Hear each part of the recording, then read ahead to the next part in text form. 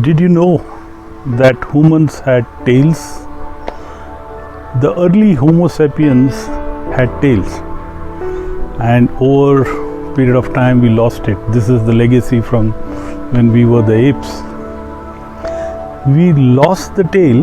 We still retain this little bit of tailbone in the back. We lost the tail primarily because we had no use for it. The moment we started walking on two legs, we didn't need a tail.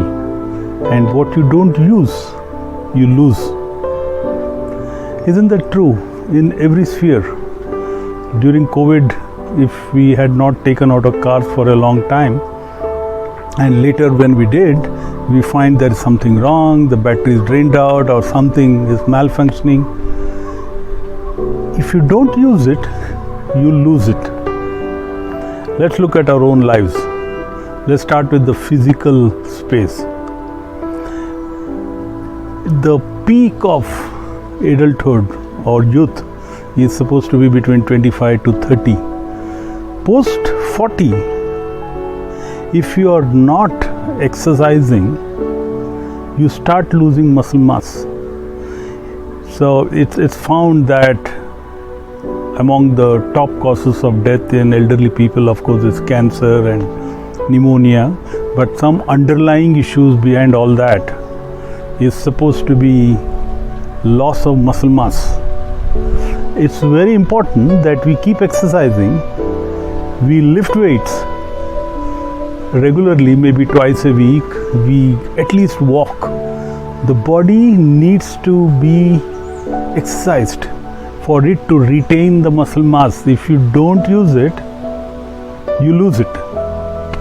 Let's look at other physical dimensions, say like your ability. Say you're a good golf player, but if you don't play for a long time and suddenly one fine day you decide to go and play, and you will find that you are completely out of touch. The ability itself has to be practiced. It has to be repeatedly done. If you don't do it, you will lose that ability. Be you a basketball player or a golfer or any other sports. So physical ability also needs to be used or you will lose it. Let's take a look at the brain, the mental space. The brain is not exactly a muscle, it's a mass of fat, but these neurons communicate with each other, they send messages and get things to happen. But if you stop using it, it's found that it deteriorates.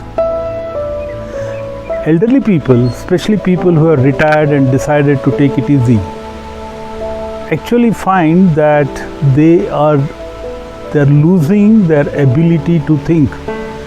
They slowly get senile, their brain deteriorates.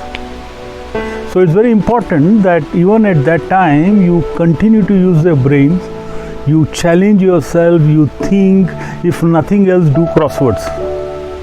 But it's important to keep it going.